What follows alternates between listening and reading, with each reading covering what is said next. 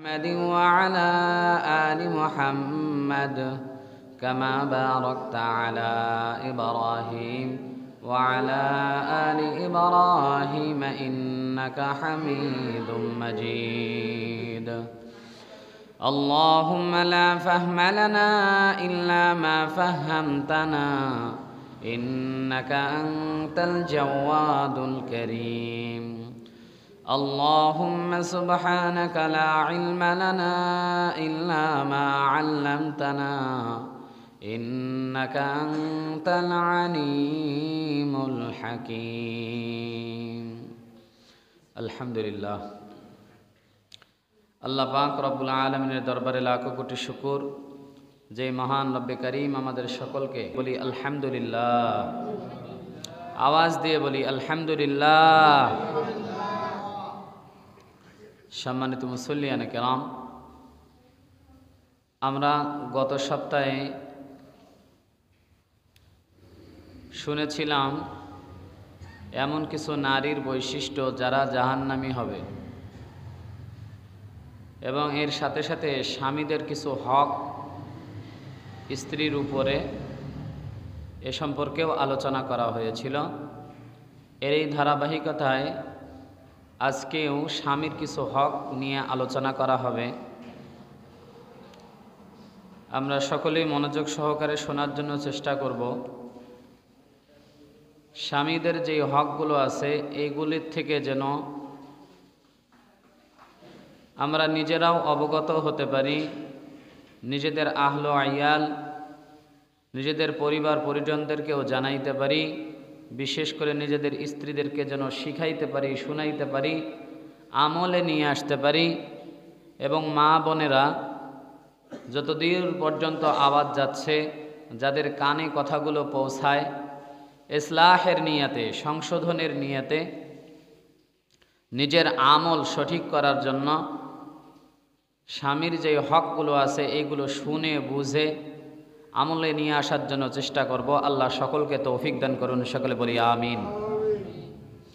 সম্মানিত মুসল্লিয়ানে কেরাম, আল্লাহ তাআলা সূরাতুর রুমের গালেবান 21 নম্বর আয়াতে কারীমার মধ্যে ঘোষণা দিয়েছেন, ওয়া মিন আয়াতিহি আন খালাকা লাকুম মিন আনফুসিকুম আজওয়াজা।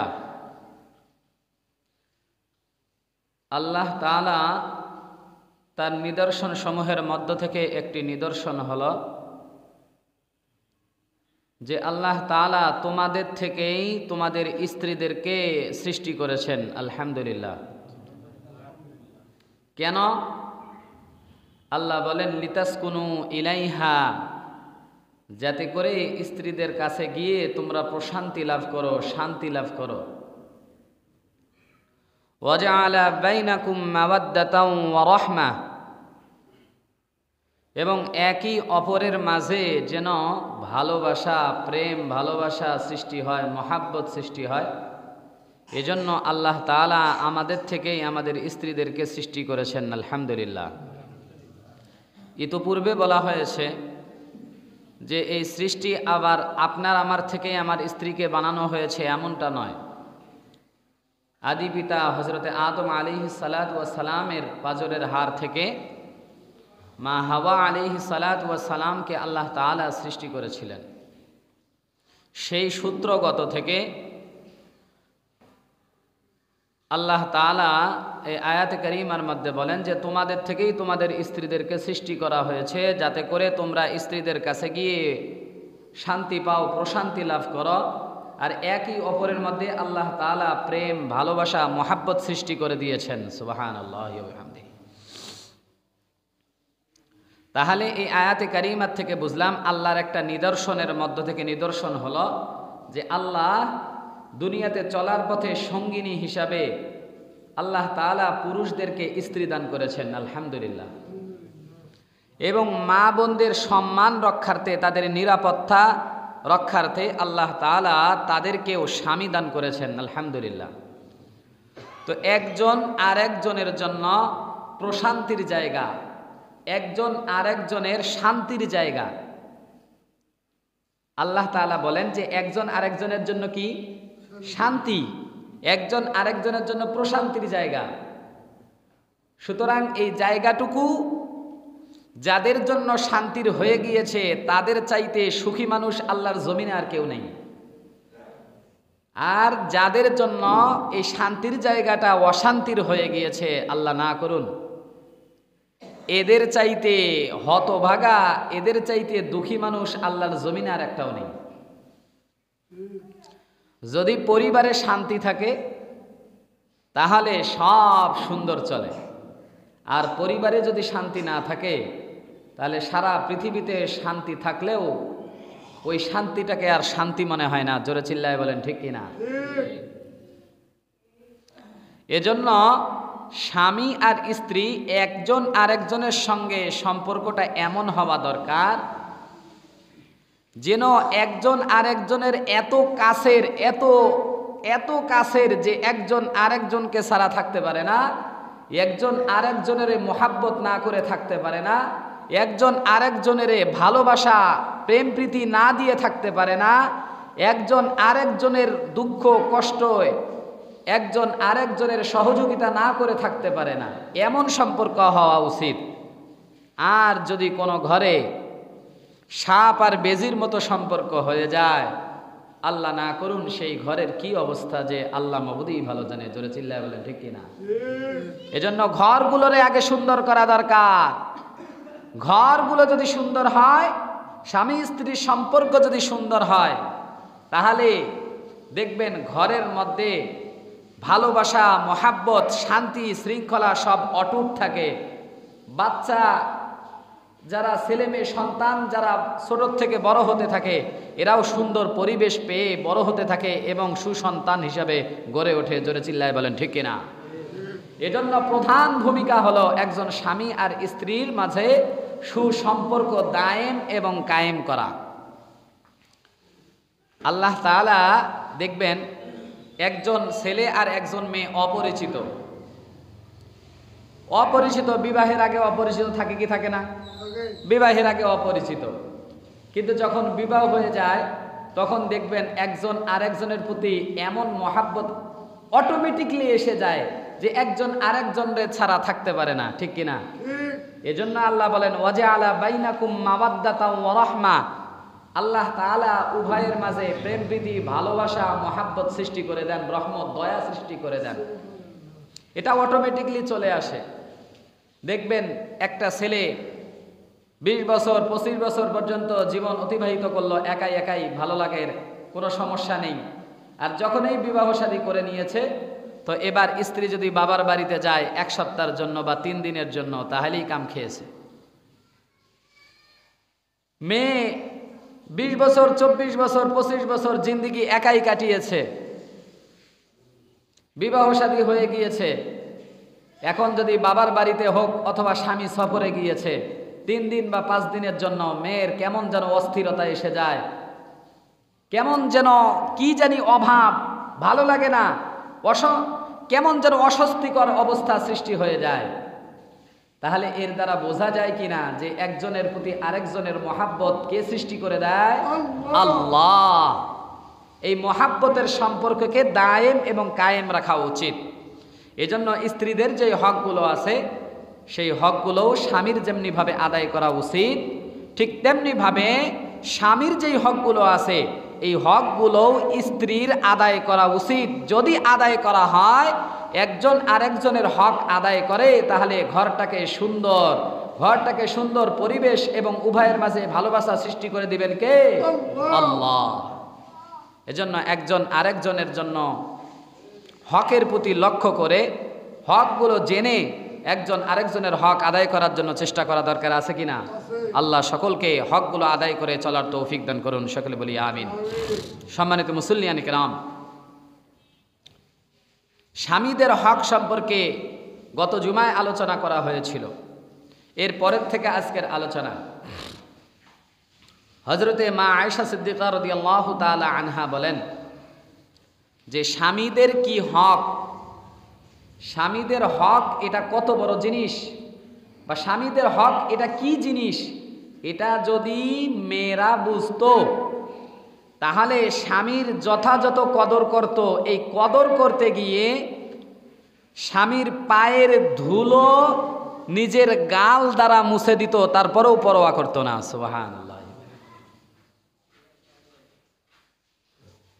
আয়েশা সিদ্দিকা রাদিয়াল্লাহু তাআলা আনহা হতে হাদিস বর্ণিত, আল্লাহ রাসূল হযরতে আয়েশা সিদ্দিকা রাদিয়াল্লাহু তাআলা আনহা বলেন, ইয়া মা'শারান নিসা লাউ তা'লামনা হাক্কা আজওয়াজিকুন্না আলাইকুন্না, হে মহিলাদের দল, তোমরা যদি জানতা স্বামীদের হক কি জিনিস, স্বামীদের কদর কি জিনিস, স্বামীদের মর্যাদা কি জিনিস, এটা যদি তোমরা জানতা তাহলে লাজআলাতিল মারআতু মিনকুন্না তামসাহুল গুবার আন কদামাই যাওজিহা বিখদ্দি ওয়াজহিহা।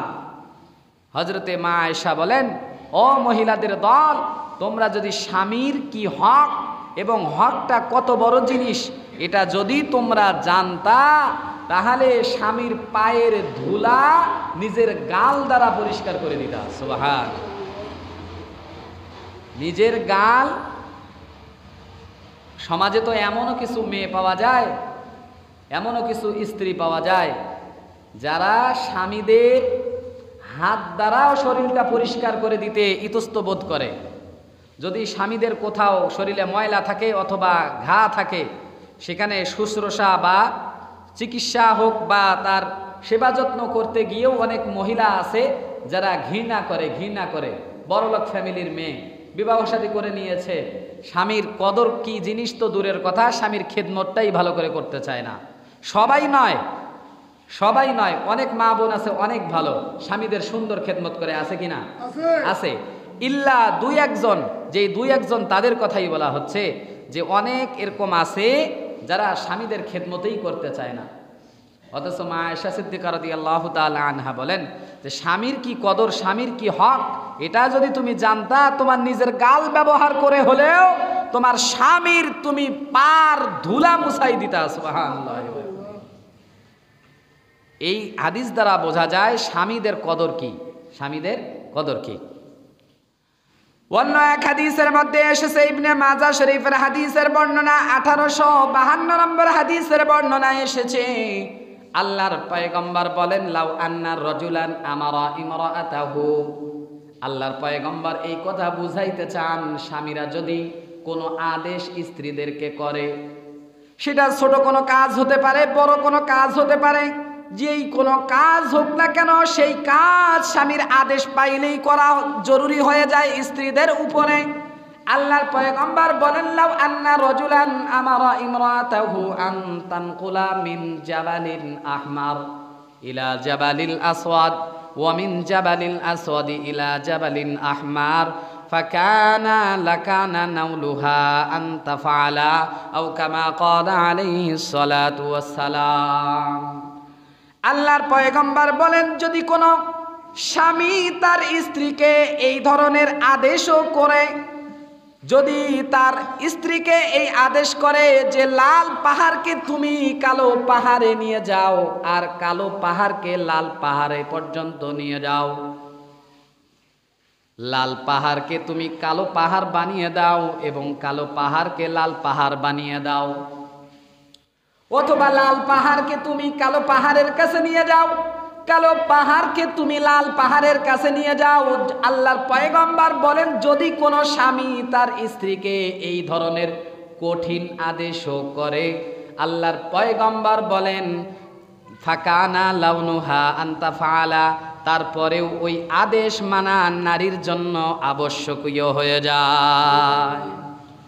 মুসলমান ভাইরা রে আমার, আল্লাহর পয়গম্বর বুঝাইতে চান, কোন নারীকে যদি ছোটখাটো হোক বড় কোনো আদেশ স্বামী করে, তাহলে স্বামীর আনুগত্য করা, স্বামীর হুকুমটা পালন করা ওই মহিলার জন্য অত্যন্ত জরুরি হয়ে যায়। স্বামীর আনুগত্য করা তার জন্য জরুরি হয়ে যায়।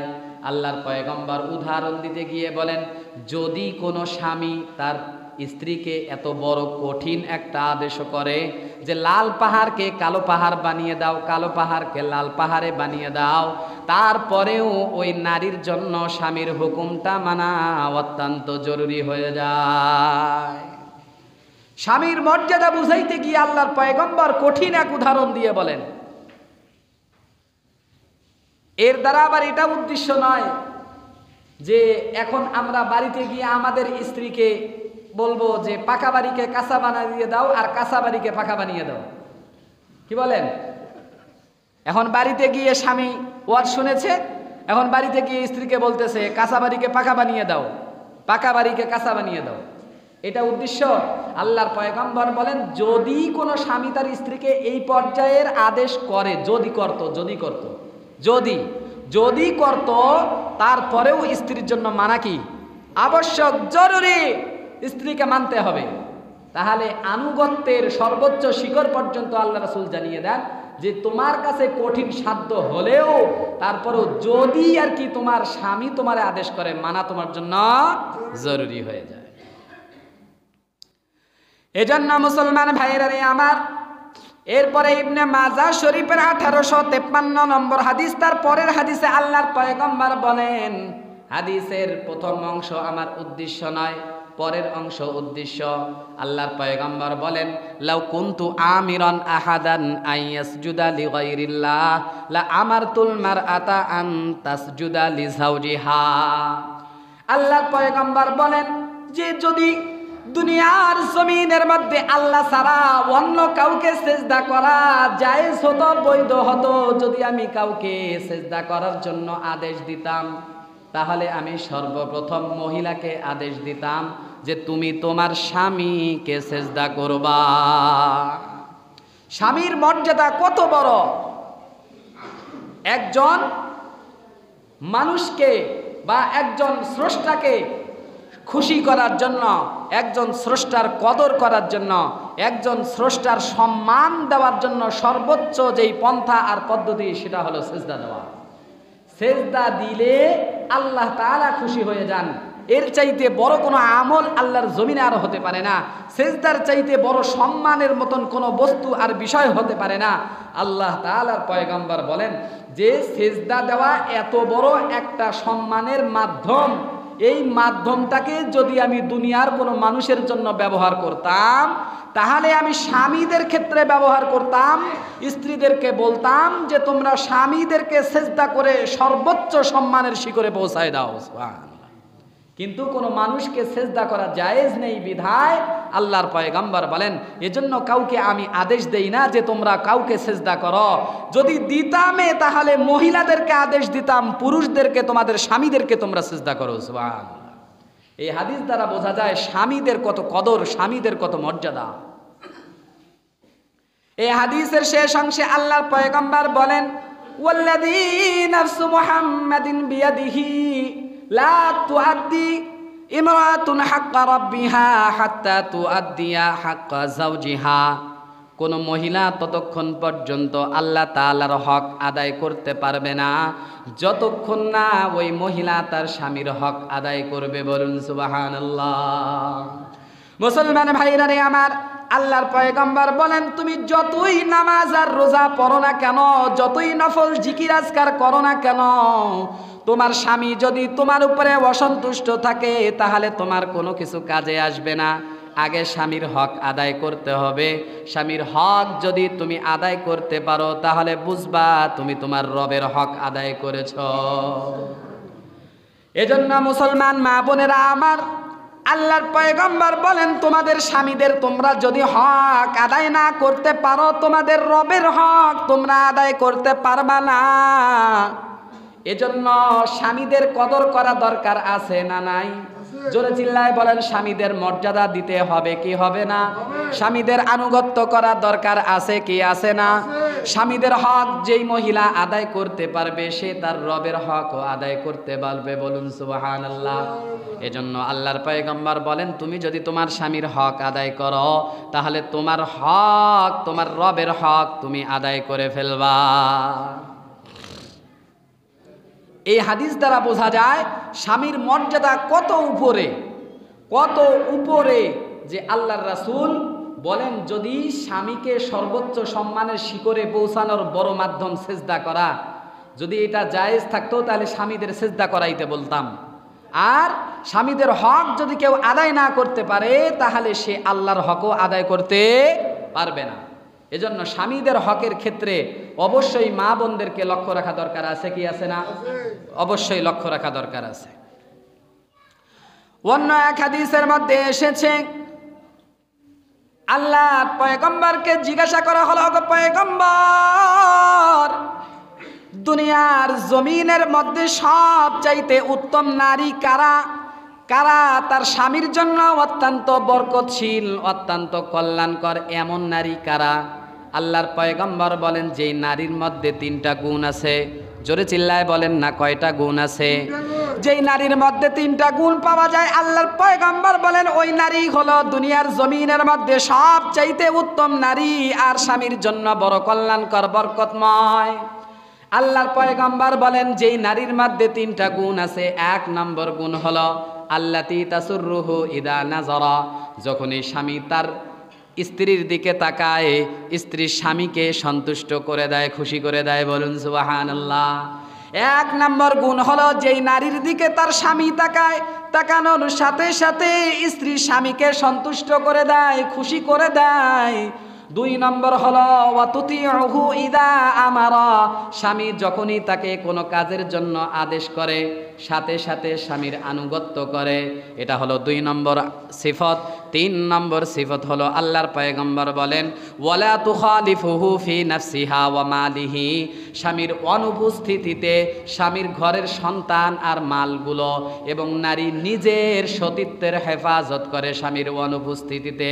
এই 3 গুণে যারা গুণান্বিত, আল্লাহর পয়গম্বর বলেন এরা দুনিয়ার জমিনের উপরে সবচাইতে শ্রেষ্ঠ নারী। বলুন সুবহানাল্লাহ। তাহলে 1 নম্বর হলো, যেই নারী যখনই স্বামী তার দিকে তাকাইবে, স্বামীকে সন্তুষ্ট করে দিবে হাস্যোজ্জ্বল চেহারা দিয়ে, অথবা তার সৌন্দর্য প্রকাশ করার মাধ্যমে, অথবা তার সাজসজ্জা আর পরিষ্কার পবিত্রতা অর্জন করা স্বামীর সামনে প্রকাশ করার মাধ্যমে, অথবা আল্লাহ তাআলার বেশি বেশি করে ইবাদত দেখানোর মাধ্যমে, স্বামীকে যেই স্ত্রী সন্তুষ্ট রাখতে পারবে, স্বামীকে যেই স্ত্রী খুশি রাখতে পারবে, এই নারী বড় দুনিয়ার জমিনে ভাগ্যবান।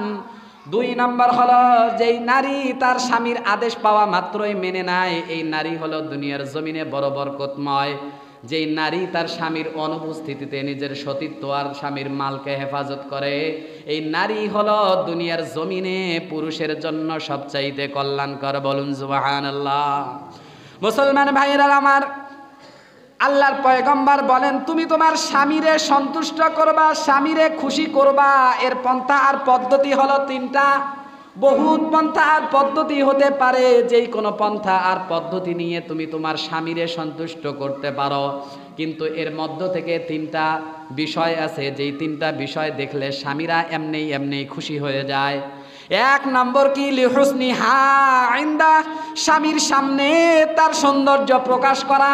যখনই স্বামী তোমার দিকে তাকায়, তুমি তার সৌন্দর্যটা, তোমার সৌন্দর্যটা স্বামীর সামনে তুলে ধরো। তোমার স্বামী তোমার সৌন্দর্য দেখে তোমার প্রতি সন্তুষ্ট হয়ে যাবে। 2 নম্বর হলো ওয়ালিজিনাতিহি মুআযাফা, আর দ্বিতীয়টা হলো তুমি তোমার স্বামীর জন্য সাজসজ্জা করবা, অন্যকে দেখানোর জন্য নয়, তোমার স্বামীর জন্য সাজসজ্জা করবা। তোমার স্বামী তোমার সাজসজ্জা দেখলে তোমার প্রতি সন্তুষ্ট হয়ে যাবে, ঠিক কিনা? এটা শুধু নারীদের ক্ষেত্রে নয়, পুরুষদের ক্ষেত্রেও এই হুকুম। কোন স্বামীও তার স্ত্রীর সামনে সাজসজ্জা করবে, পরিষ্কার আর পবিত্রতা অর্জন করবে, ঠিক তেমনি ভাবে স্ত্রীও স্বামীর সামনে সাজসজ্জা করবে। অন্য কারে সামনে সাজসজ্জা করবে না, স্বামীর সামনে সাজসজ্জা করবে। এজন্য স্বামীর দায়িত্ব হলো বাহিরে যাওয়ার জন্য যেমন সুন্দর পোশাক দেয়, ঘরের মধ্যে পরার জন্য সুন্দর সুন্দর পোশাক দেওয়া দরকার। জোরে চিল্লায় বলেন ঠিক কিনা? স্বামীদের দায়িত্ব হলো বাহিরে তোমার স্ত্রী যায়, তুমি তাকে মানুষের সামনে উপস্থাপন করার জন্য সুন্দর সুন্দর পোশাক দাও। তোমার নিজের সামনে ঘোরাফেরা করবে তোমার স্ত্রী সুন্দর হয়ে, এর জন্যও তোমাকে সুন্দর পোশাক দেওয়া উচিত, যাতে করে এই সাজসজ্জাটা অন্য কারো না কাছে না ফুটিয়ে তুলে তোমার সামনে তুলে ধরে। জোরে চিল্লায় বলেন ঠিক কিনা? এজন্য স্বামীদের কর্তব্য হলো এটা। আর কিছু কিছু মা বোন আছে স্বামীদের সামনে কখনোই দেখবেন যে সাজসজ্জা করতে চায় না।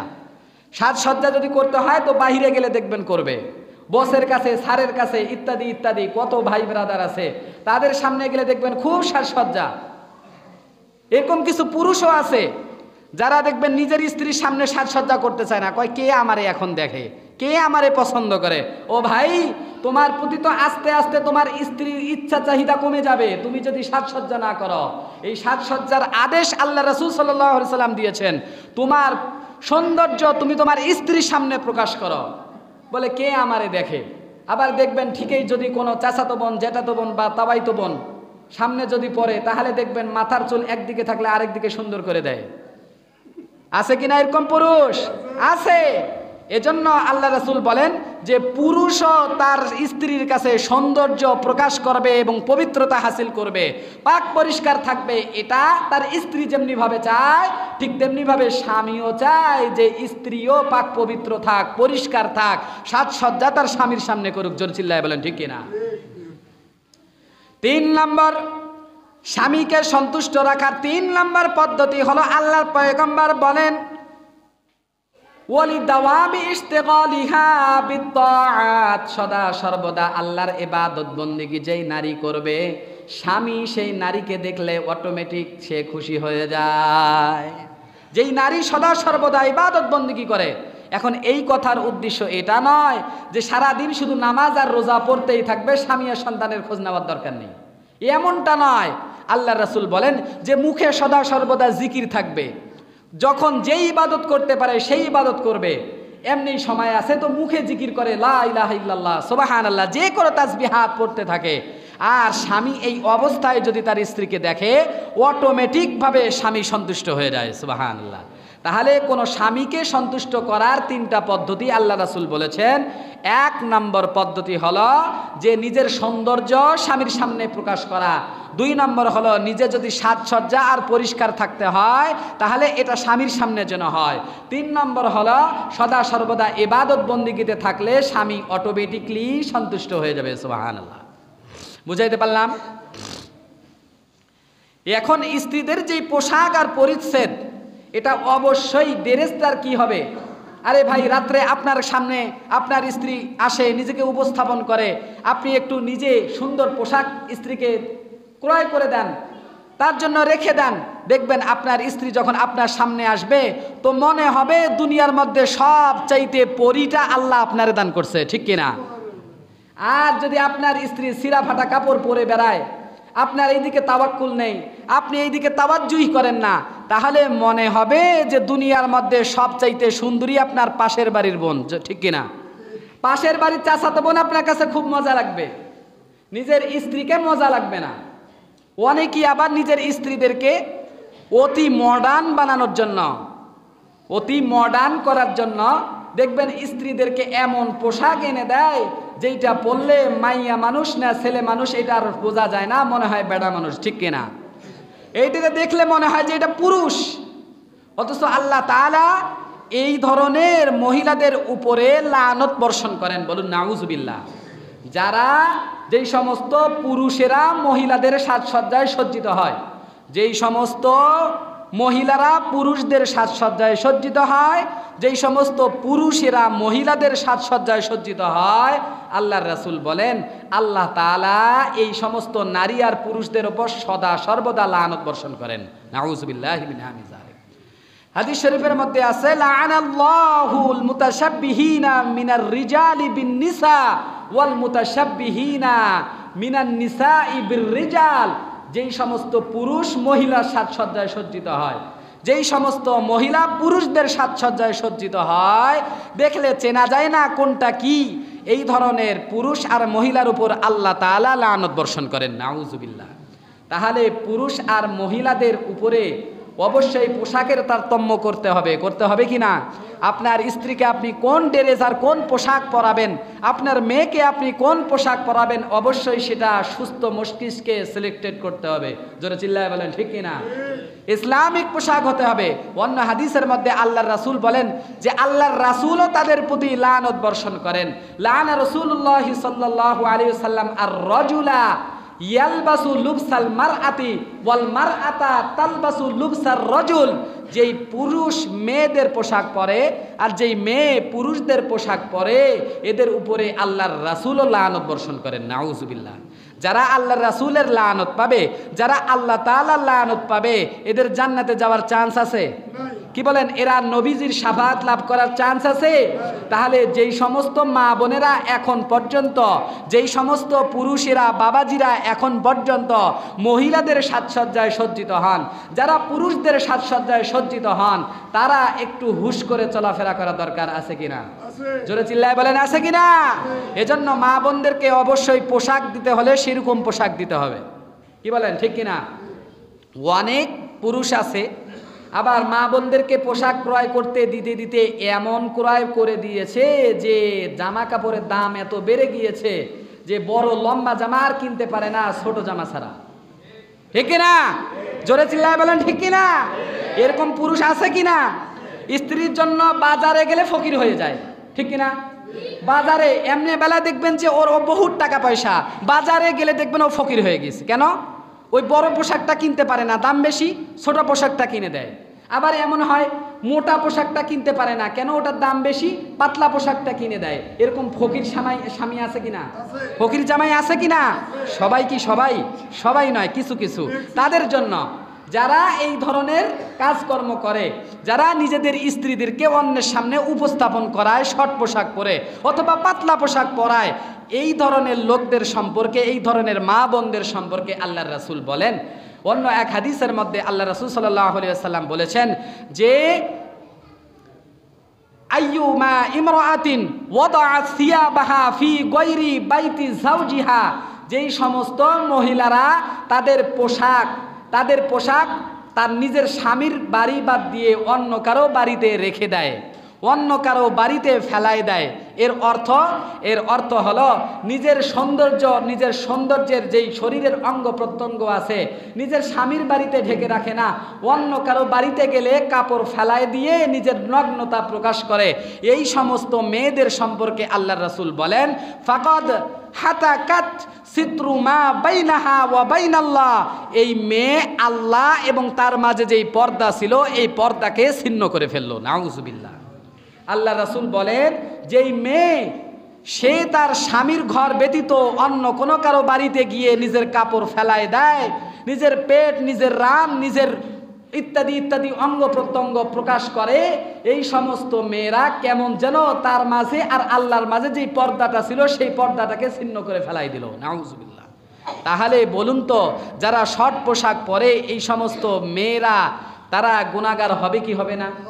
গুনাহগার হবে কি হবে না? এর পরের কথা, স্বামীদের হক হলো যে স্বামীদের ঘরে যা আছে, যতটুকু তার সাধ্যে আছে এতটুকুতে স্ত্রীদেরকে সন্তুষ্ট হতে হবে। কি হতে হবে? সন্তুষ্ট হতে হবে। ইরতিরাদু ফাদলি যাওজিহা, তার স্বামীর যা আছে যতটুকু অনুগ্রহ দয়া তার স্বামী তার উপরে করে, মা বোনদের জন্য উচিত হলো যে স্বামীর ততটুকুতেই স্বীকার করা, ততটুকুতেই সন্তুষ্টি প্রকাশ করা। এটা হলো মা বোনদের দায়িত্ব, স্বামীর হক। এর দ্বারা উদ্দেশ্য হলো যে স্বামীর যতটুকু কামাই বা রোজগার আছে এতটুকুতে নারীকে কি থাকতে হবে? সন্তুষ্ট থাকতে হবে। এখন যদি কোনো নারী তার স্বামীর উপরে বাড়তি চাপ সৃষ্টি করে, যতটুকু তার সাধ্যে আছে এর উপরে চাপ সৃষ্টি করে, তাহলে এই মহিলা সে তার স্বামীর নাশুকরিয়া আদায় করার কারণে আল্লাহ তার দিকে রহমতের নজরে কিয়ামতের দিনেও তাকাবেন না, দুনিয়াতেও তাকাবেন না। নাউযুবিল্লাহ।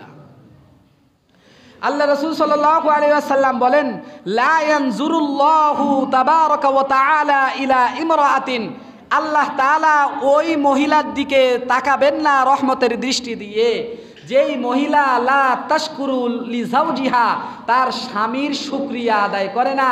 স্বামীর যতটুকু কর্ম এতটাই শুকরিয়া নয়, স্বামীর যতটুকু সম্পদ এতটুকুতে শুকুর গুজার করে না, বরঞ্চ আরও চাহিদা, আরও চাপ দেয় স্বামীকে। এরা স্বামীর নাশুকরি করার কারণে আল্লাহ এদের দিকে কিয়ামতের দিকে তাকাবে না, দুনিয়ার জমিনেও তাদের দিকে রহমতের দৃষ্টিতে তাকাবে না। নাউযুবিল্লাহ। এজন্য মা বোন যারা শুনতেছি, অবশ্যই স্বামীর এই যতটুকু সম্পদ আছে ততটুকুর মধ্যে সন্তুষ্ট হওয়া দরকার। আছে কিনা? জোরে চিল্লায় বলেন আছে কিনা? অবশ্য কিছু কিছু পুরুষ আছে আবার এমন অলস, একদম অলস, দেখবেন খেলাধুলায় মগ্ন, জুয়া তাস ইত্যাদিতে, সবাই না কিন্তু কিছু কিছু পুরুষ এরকম আছে কিনা সমাজের মধ্যে। এরা দেখবেন অযথাই সময় নষ্ট করবে, কাম রুজি রোজগার করতে যাবে না, কামাই করবে না, কোনো চাকরি বাকরি ব্যবসা বাণিজ্য করবে না, বাড়িতে এমনিই অভাব লেগে দিয়ে থাকে। তো এই ধরনের পুরুষদেরকে কি মা বোনেরা বলতে পারবে না? কি পারবে না? নিজের চাহিদা পূরণ করার জন্য বলতে পারবে না? এদেরকে বলতে পারবে। তবে হ্যাঁ, যেই সমস্ত স্বামীরা যতটুকু চাকরি করে, অনেক ভালো মানের স্বামী আছে, অনেক ভালো মানের স্বামী আছে, স্ত্রী না বলার আগেই অনেক কিছু করে রাখে কিনা? তো এরকম কিছু স্বামী দেখবেন যত ভালো হয় দেখবেন স্ত্রীর চাহিদা তত বেড়ে যায়। অনেক এরকম স্ত্রী আছে, পাশের বাড়িতে দেখবেন যে ভাবি কি নিয়ে এসেছে 10 ভরি স্বর্ণের মালা, এখন স্বামীর উপরে চাপ সৃষ্টি করেছে, আমাকেও 10 ভরি স্বর্ণের মালা দিতে হবে। কেন? পাশের বাড়ির মেয়েকে দেওয়া হয়েছে, আমাকে দিবা না কেন? তুমি কি রোজগার করো, আমাকে দিতে পারবা না কেন? করে কি করে না? জোরে চিল্লায় বলেন, বলে কি বলে না? এরকম মা বোন আছে কিনা? পাশের বাড়িতে যদি একটা আলমারি, বড় আলমারি নিয়ে আসে, ওয়াল সুকেস নিয়ে আসে, এবার দেখবেন যে ভাবির বাড়িতে এরকম আলমারি, বড় সুকেস দেখলাম, তুমি পারবা না কেন? তুমি কি রোজগার করো, কি কামাই করো? এরকম স্ত্রী আছে কিনা? আছে কিনা? যারা এরকম স্বামীকে বাড়তি চাপ সৃষ্টি করে, এরা কেমন যেন স্বামীর নাশুকরি করল, আর নাশুকরি করার কারণে আল্লাহর রহমত থেকে বঞ্চিত হয়ে গেল। নাউজুবিল্লাহ। আল্লাহ তাআলা বলেন, লা ইউকাল্লিফুল্লাহু নাফসান ইল্লা মা আতাহা।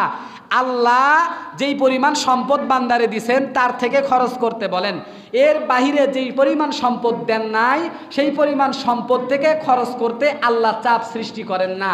যেই আল্লাহ বান্দারে যতটুকু সম্পদ দিছে এর থেকে বেশি পরিমাণে খরচ করার জন্য চাপ সৃষ্টি করে না বান্দারে সৃষ্টি করার পর, তাহলে যেই নারী সে তার স্বামীর কাছ থেকে অনুগ্রহ দয়া পাওয়ার পরেও অতিরিক্ত চাপ সৃষ্টি করে, সে আল্লাহর চাইতেও বেশি জালেম করলো কিরা স্বামীর উপরে? আল্লাহ তো তার স্বামীর উপরে কোনো জালেম করলো না, জুলুম করলো না, তাহলে সে আল্লাহ তাআলার উপর দিয়েও কর্তৃত্ব খাটাচ্ছে, স্বামীকে জুলুম করতেছে, ঠিক কিনা? এই সমস্ত স্ত্রীদেরকে ইসলাহ, সংশোধন হওয়া দরকার আছে কিনা?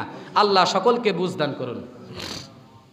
সময় শেষ, এজন্য আলোচনা শেষের দিকে নিয়ে যাচ্ছি।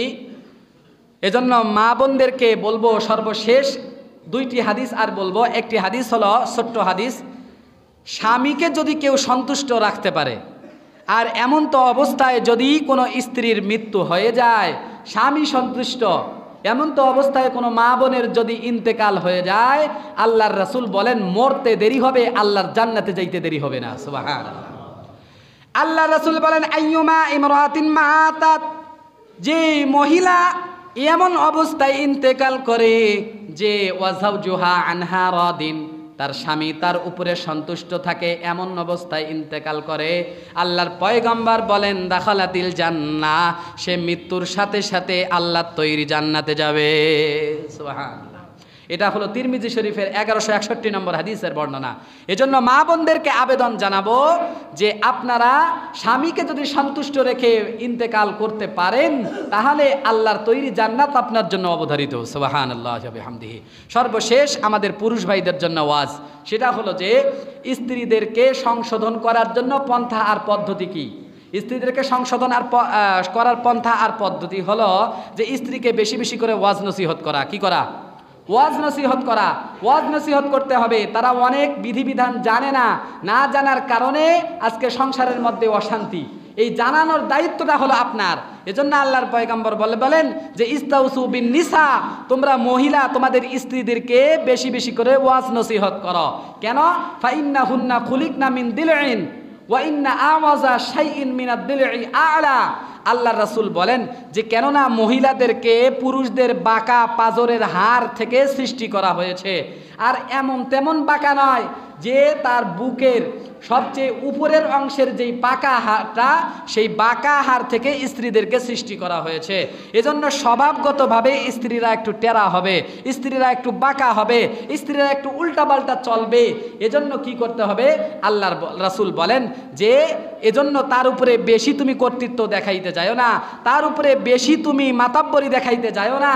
যদি তুমি কি করো, ফাইন যাহাবতা তুকিমুহু কাসারতা, যদি বেশি পরিমাণে কর্তৃত্ব খাটাইতে যাও তাহলে সংসার ভেঙে যাবে, তাহলে কেমন যেন সংসারটা নষ্ট হয়ে যাবে, অতিরিক্ত তুমি করে ফেলবা। এখন যদি আপনি বলেন যে ইয়া রাসূলুল্লাহ তাহলে কি করব, মহিলাকে কি ছেড়ে দিব? আল্লাহ রাসূল বলেন না না, ছেড়ে দেওয়া যাবে না। ওয়া ইন তারাকতা ফালাম তাজাল আওয়াজ, যদি আবার ছেড়ে দাও তাহলে তার বাঁকামো আর তেরামো বাড়তেই থাকবে, বাড়তেই থাকবে। এজন্য কি করবা?